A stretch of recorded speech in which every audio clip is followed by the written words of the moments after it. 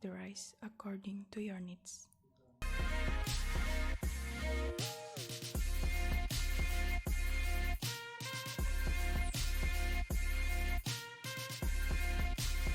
Then, wash it thoroughly.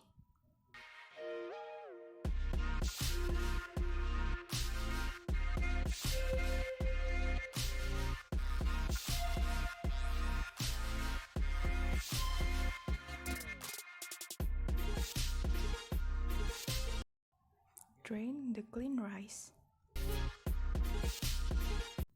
Then, add the water about 2 cm above the surface.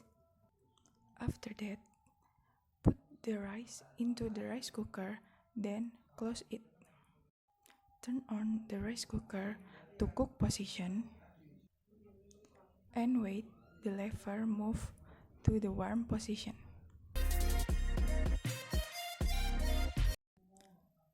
Rice is all ready to be served.